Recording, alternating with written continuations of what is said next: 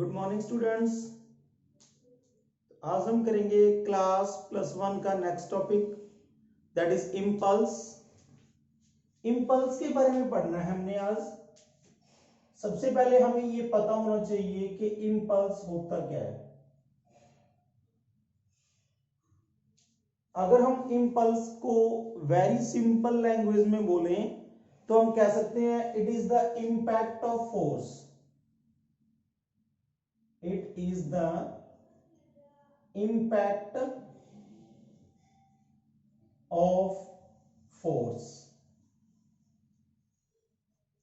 ये फोर्स का इफेक्ट है, या मैं कह सकता हूं कि it determines the impact of force. ये फोर्स के इफेक्ट को डिटरमाइन करता है। और अगर हम इसको डिफाइन करें then it may be defined as product of average force and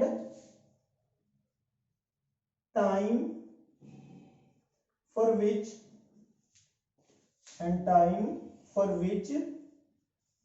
force acts on the body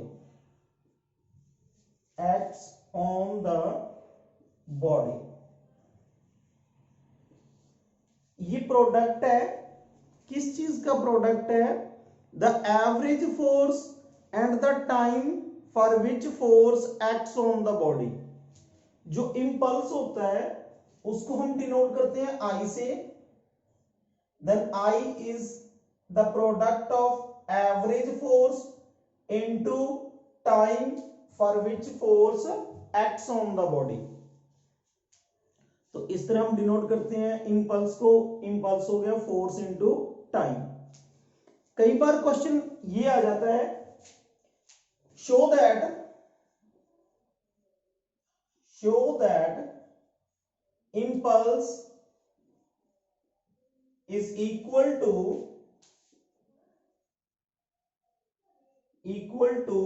change in momentum।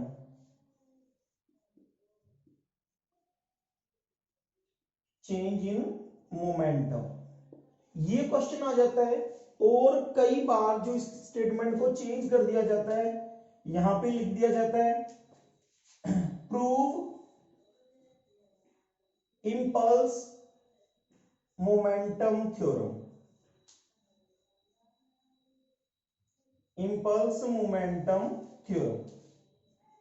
ये दोनों स्टेटमेंट जो है ये एक ही एक्सप्रेशन को डिनोट करते हैं।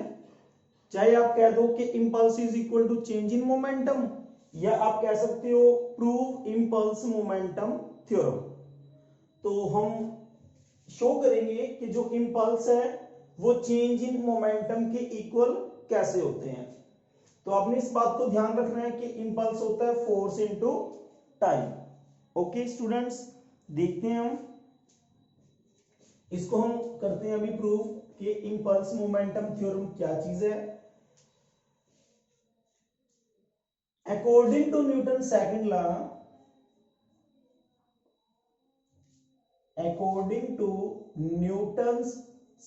Law average force is equal to the rate of change of momentum. ये बात हम कर चुके हैं पहले। न्यूटन के सेकंड लॉ को हमने पढ़ लिया है इन लास्ट वीडियोस। तो वहां से हमने ये देखा कि जो rate of change of momentum है that is equal to average force applied on the body. हमने क्या किया, अब क्रॉस मल्टीप्लाई कर दिया। Now F A V into D T is equal to DP, where P is the momentum. अभी हमने बात करनी है, यहां पे हमने ये देखा कि जो डीपी है वो तो एक स्मॉल मोमेंटम को डिनोट कर रहा है।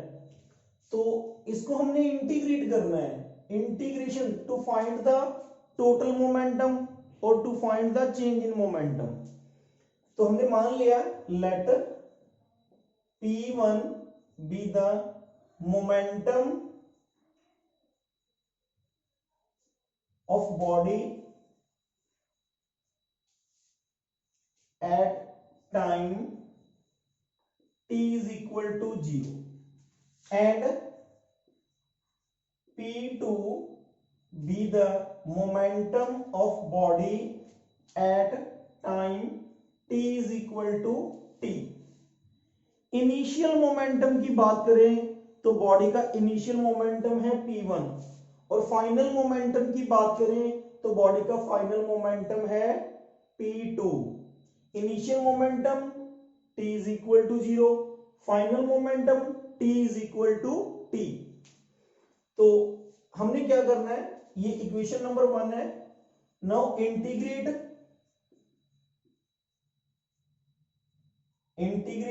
इक्वेशन 1 ऑन बोथ साइड, दोनों साइड इंटीग्रेशन लगानी है और लिमिट पुट करनी है हमने दोनों साइड। तो कैसे करेंगे, इस साइड भी इंटीग्रेशन लगा दिया, F average into D T is equal to DP. Now apply the limit, limits apply करनी है हमने। लिमिट कैसे अप्लाई करनी है, देखो इधर तो एवरेज फोर्स है, कोई भी चीज एवरेज हो या मैक्सिमम हो तो वो कांस्टेंट हो जाती है। तो ये तो एवरेज फोर्स है, ये तो कांस्टेंट है, इसके ऊपर तो हम लिमिट लगा ही नहीं सकते क्योंकि चेंज ही नहीं होगा ये। तो इसको हमने इंटीग्रेशन से बाहर निकाल लिया, एफ एवरेज। लिमिट पुट करनी है हमने टाइम के लिए। अब इनिशियल टाइम की बात करूं तो इनिशियल टाइम कितना है हमारा 0, फाइनल टाइम की बात करूं तो फाइनल टाइम है t। सिमिलरली इधर भी हमने इंटीग्रेशन करना है dp का। अब बात करूं इनिशियल मोमेंटम की तो p1 है और फाइनल मोमेंटम कितना है p2। और हम कह सकते हैं कि जब टाइम 0 था तो मोमेंटम p1 था, जब टाइम t हो गया तो मोमेंटम हो गया p2। अब हमने इंटीग्रेशन सॉल्व करना है, ये तो F A V average force. अब इसके integration, the integration of dt, dt का इंटीग्रेशन होगा t। ये ऑलरेडी आपको पता है, बता भी दिया था मैंने लास्ट वीडियोस के अंदर। लिमिट हमने पुट कर दी, upper limit lower limit is equal to, इधर हमने dp का इंटीग्रेशन करना है, dp का इंटीग्रेशन होगा p limit p1 to p2। अब नेक्स्ट स्टेप होता है हमारा, लिमिट्स पुट करनी होती है हमने, upper limit minus lower limit. तो ये है हमारा एवरेज फोर्स, पहले हमने t की जगह पुट करना है t, फिर माइनस होता है, फिर t की जगह 0, upper limit minus lower limit. बिल्कुल इसी तरह हमने इधर भी करना है, इधर हमने p की जगह पुट किया p2 माइनस किया p1।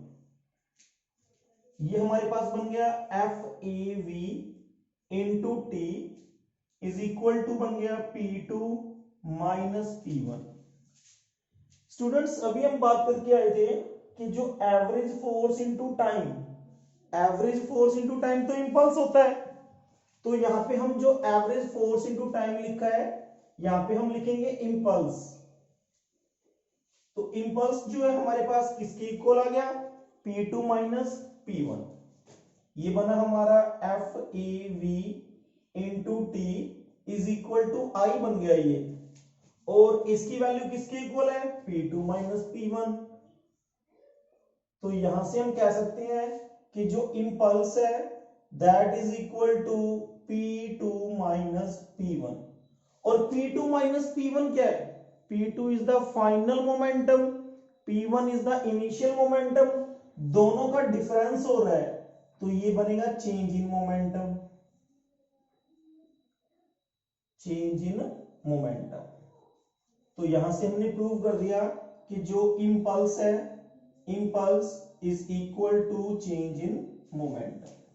यही हमने प्रूव करना था और यही होती है इंपल्स मोमेंटम थ्योरम। बात करते हैं इंपल्स के यूनिट की। What is the unit of impulse, unit of impulse unit की बात करें तो इंपल्स होता है फोर्स इनटू टाइम, फोर्स की यूनिट होती है न्यूटन, स्टैंडर्ड यूनिट की बात करेंगे हम, और टाइम की यूनिट होती है second, then the unit of impulse is newton second, ये बनेगा हमारे पास यूनिट ऑफ इंपल्स। डायमेंशंस की बात करें अगर हम, then what are the dimensions of impulse,